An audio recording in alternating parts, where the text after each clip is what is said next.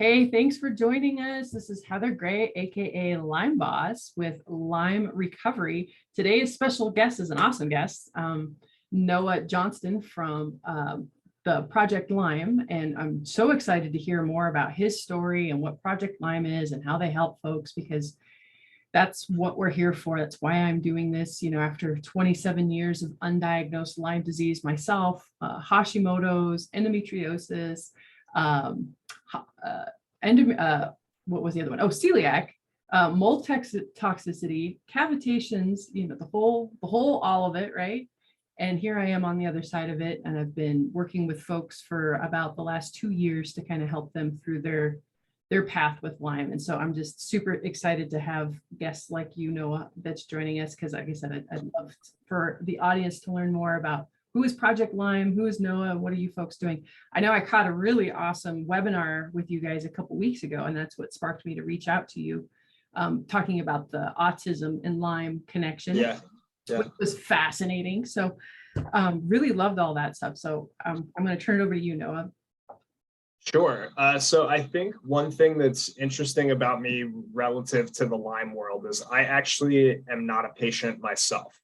I joined Project Lyme about 2.5 years ago when I moved to New York and was looking for a job. They had an opening, and I have a lot of nonprofit experience. So, and also my dad had Lyme disease when I was younger. So I had, you know, a knowledge of Lyme disease and a connection to the nonprofit side of the organization. So I applied and ended up getting the job. And after that, it was a crash course. You know, as a patient, you were forced to learn for a variety of reasons because of your own experience. Whereas myself, you know, I took this new job and I needed to have conversations with people such as yourself. So it was a lot of learning, a lot of education. And, you know, I'm still learning every day, essentially, because there's new information that comes out, new research, and I try to stay on top of everything just so that I can host events like that webinar that you saw last week. So Project Lyme is a nonprofit that's been around since 2015. We have kind of 4 main pillars, which is education, research, advocacy, and support. Clearly, the webinar is part of our education side of things. We try to host those type of events at least once a month, if not more. And then we also have a lot of interviews with experts in the field to put out blogs, support our social media efforts. And most recently, we did a really big PSA campaign, which is being distributed across the country. It's aired on over 90 television stations across the country, and it essentially tells patient stories. We interviewed a bunch of patients, and they talk about their experience with Lyme disease, as well as, you know, some underlying things that people should be aware of and stuff like that. So we also invest in research. Over the past, since 2018, we've invested $1.5 million into research, mainly in diagnostics and therapeutics with our partner Bay Area Lyme Foundation, based in San Francisco. And we've seen some progress there. There's a urine trap that, you know, had slightly better results for diagnostics that came out about a year ago that we had invested money in with them, and just a lot of exciting stuff happening. So that private investment and research is extremely important to the organization and to our board, and a main reason why we raise funds. We also, on the advocacy side, we co-founded Center for Lyme Action. So I'm not sure if you know about the Lyme Fly-In, which happens every February. Essentially, large group of Lyme advocates. I think last year was over 300 people, did it virtually via Zoom, meeting with representatives from all across the country, essentially sharing their own personal stories and advocating for increased funding for research on a federal level. So we are charter members. We founded the organization with a couple other of our partners and continue to support it to this day, financially, as well as like with a volunteer base. And then for anybody out there looking for a support group, on the support side of things, we have a great organization that kind of is under our umbrella called Generation Lyme, which I'm sure many of you may have heard of already, that hosts weekly meetups. And it's a really, really great support system for Lyme patients that are already out there, you know, looking for conversation with other people who know what's going on and can relate directly to them. So Generation Lyme, their website's genlyme.org, and they are directly affiliated with us through some board members and stuff like that. So that's kind of the gist of Project Lyme and myself and my relationship with the organization. I am the director, so happy to answer any other questions and elaborate further on what we do. Pretty big umbrella there. So we got the Bay Area Lyme Foundation. So how refresh my memory, how are they associated with you guys? Sure. So we have a partnership agreement with them where they have a very rigorous scientific board that can review a lot of these more in-depth projects, which I'm not a scientist myself, so it's hard to read through a 10-page proposal and say, okay, this is a really good one, we should put money here. So we raise money and have a partnership with them where we give them a portion of funds that we raise and essentially direct it to research projects that they feel would be good for our brand, good for what we're looking to accomplish, which, as I mentioned, is diagnostics and therapeutics. So that's incredible. So directly underneath you guys is Center for Lyme and Generation Lyme, correct? So Center for Lyme Action is their own organization. They are a 501c4. So we're a 501c3, which means we're not legally allowed to lobby any legislators. But Center for Lyme Action, since they have the 501c4 status, they are based in DC. They have full-time lobbyists on their team. And over the past 3 years, federal funding for Lyme disease research has tripled. So clearly there's some good work that they're doing. I think the Lyme Fly-In is a really great piece of that because it was originally in person in 2019. Then obviously 2020 happened and not much could be done there.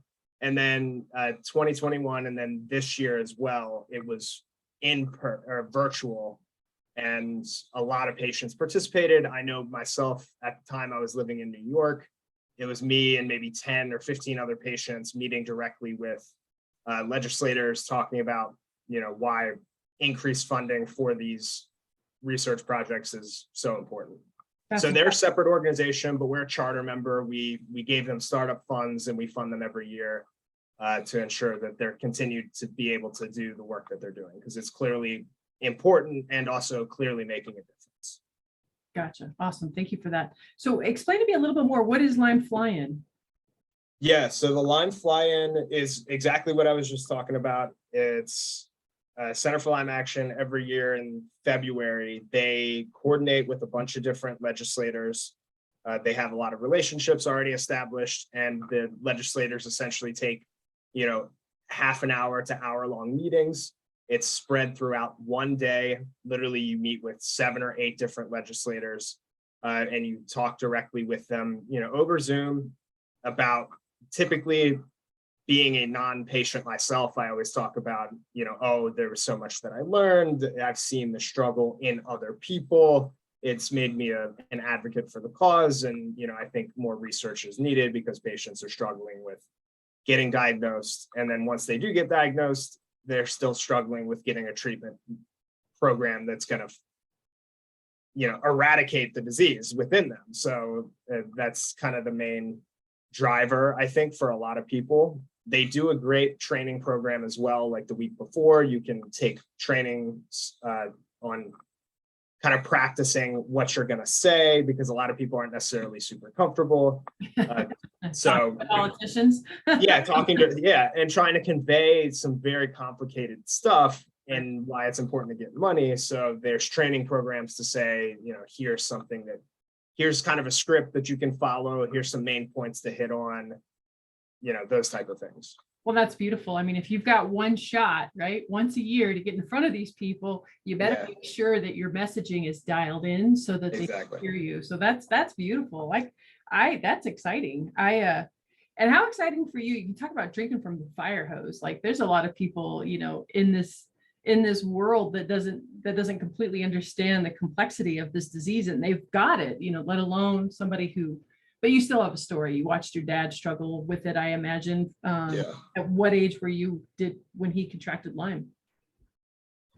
I was pretty young. I was like 5 or 6, but I grew up in Maryland, and they live, right up against woods. We didn't have a fence at the time. There was always deer coming in and out of the yard, rabbits, mice, all of these. And that's, I think, a misconception that I had prior to joining Project Lyme is like, oh, you think deer, you think deer ticks, Right. but deer ticks also are living on a variety of different other vectors. They're living on birds, they're living on mice, they're living on rabbits.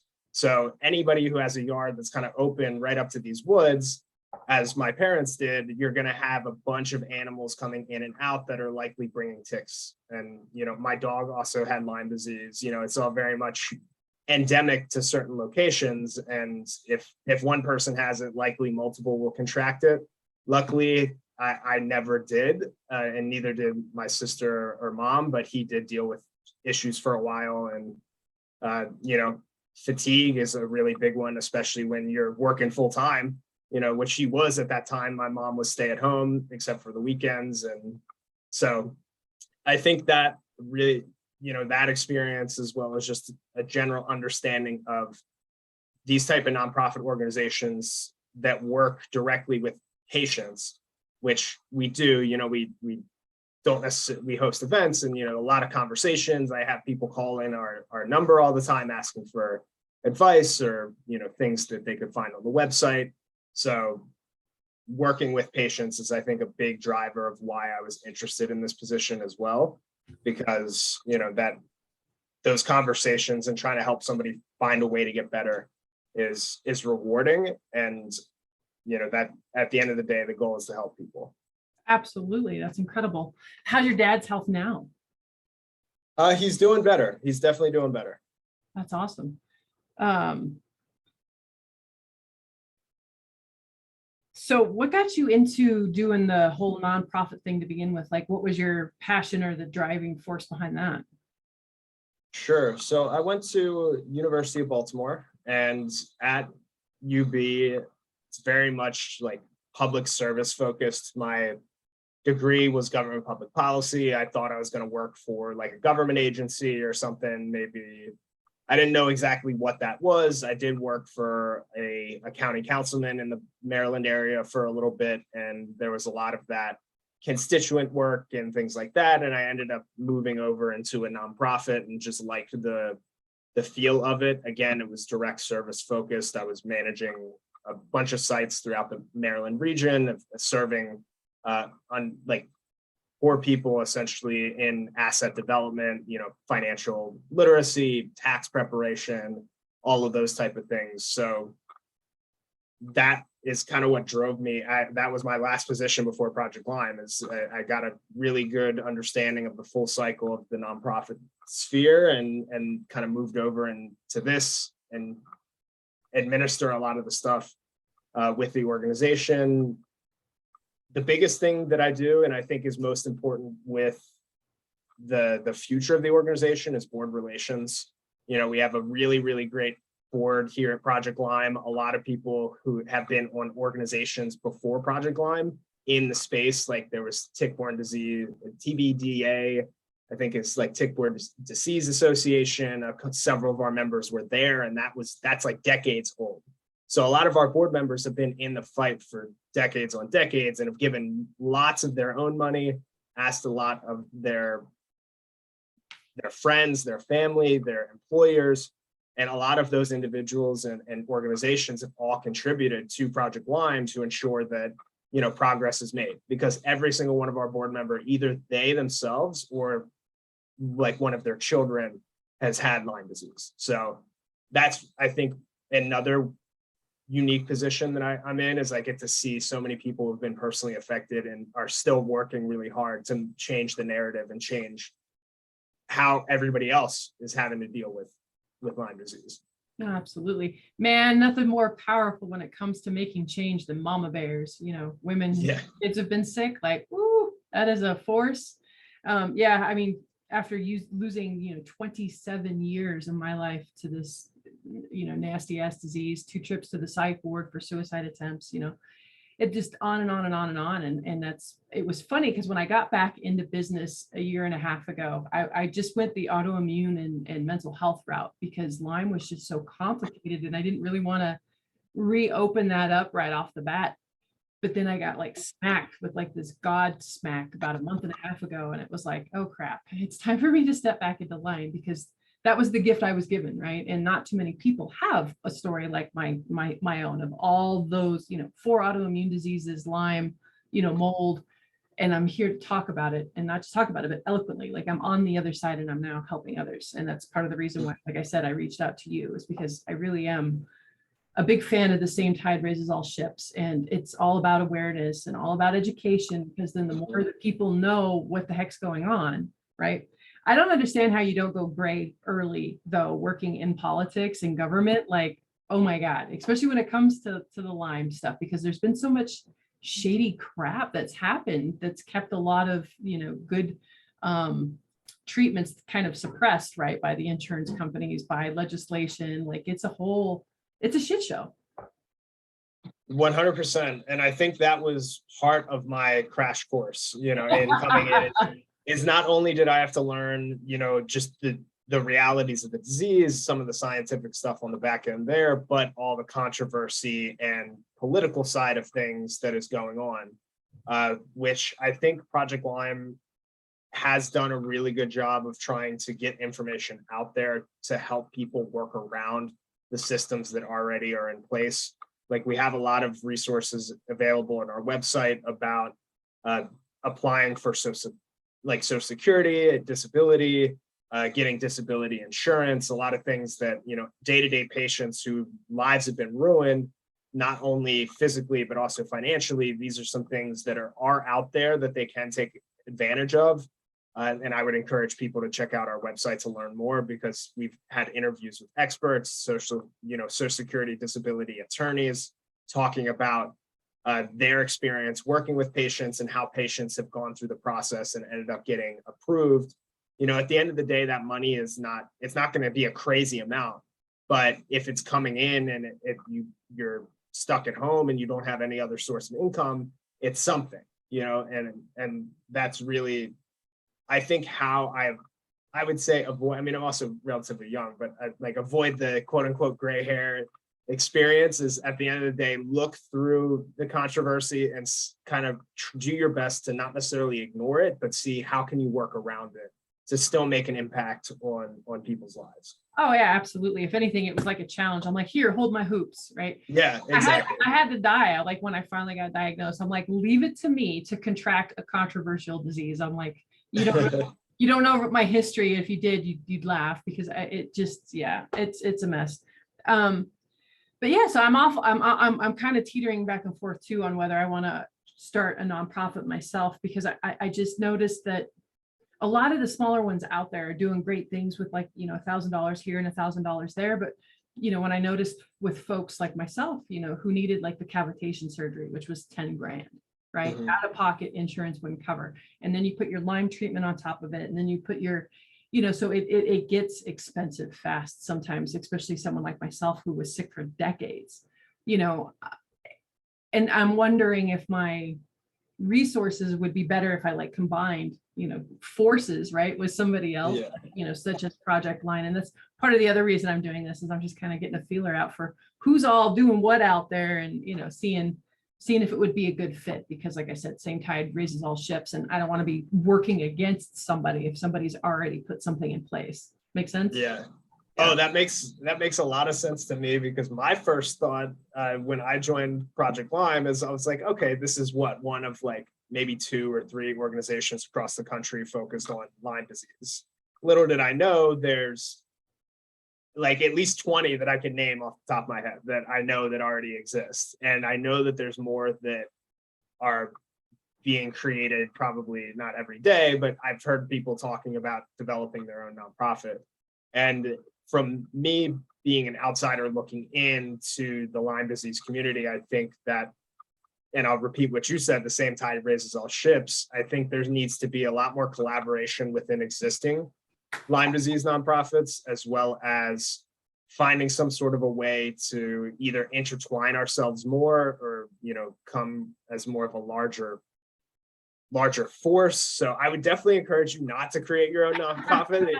It costs money. Like, that's things you don't know either, is like, it costs money to start a nonprofit. Then you have to follow a whole bunch of, like, you're essentially acting like a company. You know, you have to file annual reports and all of those things. So And I'd like to stay in my lane, right? I am a functional practitioner, and I love what I do, and I love what I can do for people. But a lot of people can't afford me, right? And I try to give away as much as I can. I try to do as much as I can, because I get it. I was on the other side of that, crying my eyes out one night, thinking I was gonna die, because the only people that could help me, you know, cost $10,000 just to talk with them once, you know.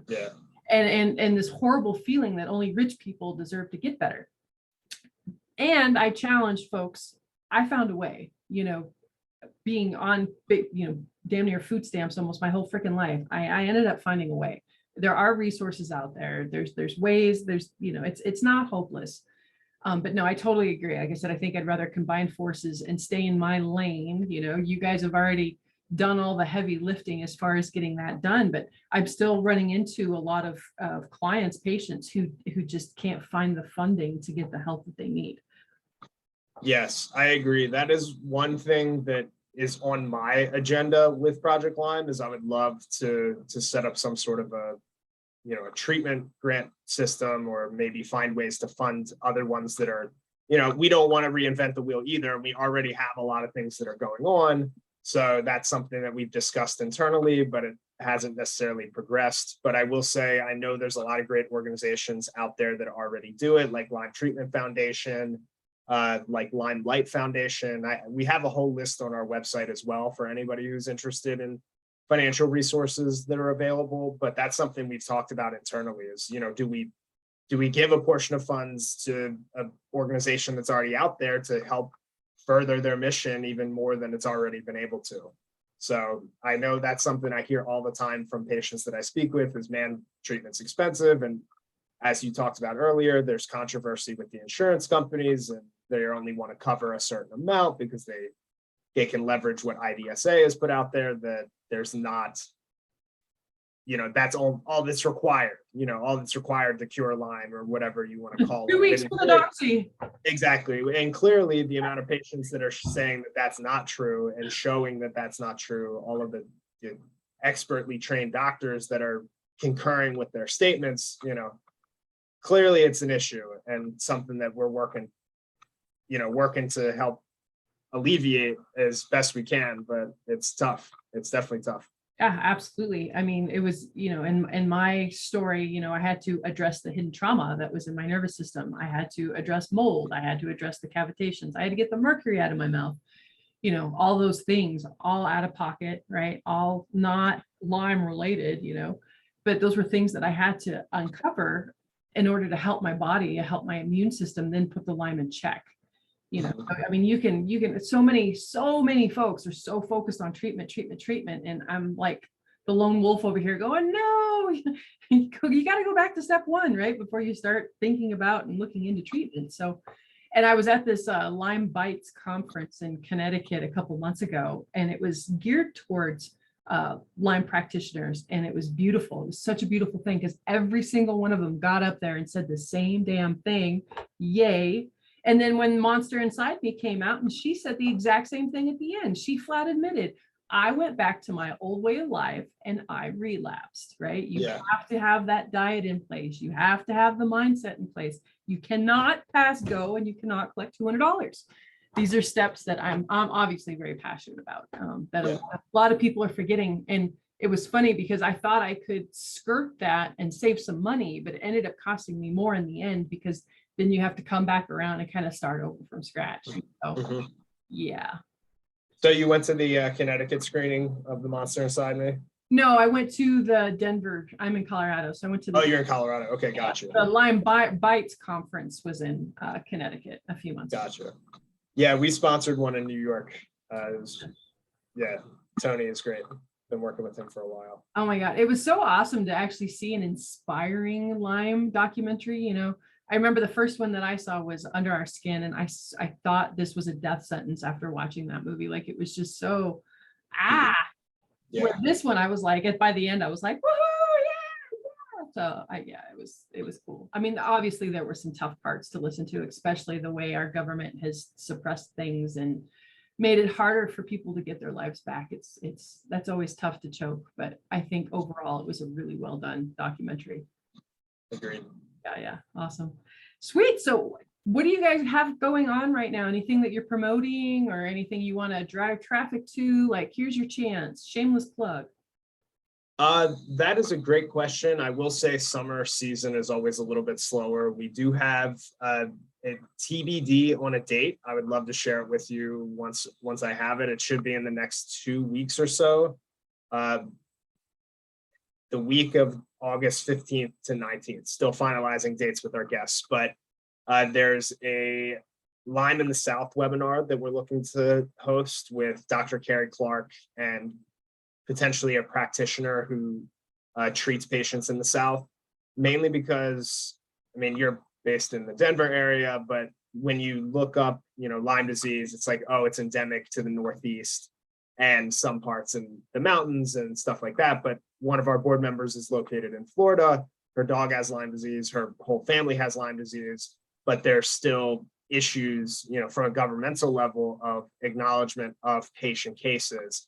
And Dr. Carrie Clark, he's a professor at University of North Florida who does epidemiological studies on tick populations and has a lot of evidence around Lyme disease in the South. And, that's through Florida up into Georgia, and across that region. So we're going to host an event to, help promote education and awareness around that concept with the hope that more people realize that, hey, maybe if they're in the South and experiencing some of these symptoms, it's not just because it's hot, or just because whatever, that it's possibly that they may have gotten bitten by a tick and they likely could have Lyme disease. So that's kind of the next thing on our agenda, but I don't have all the information yet to promote it.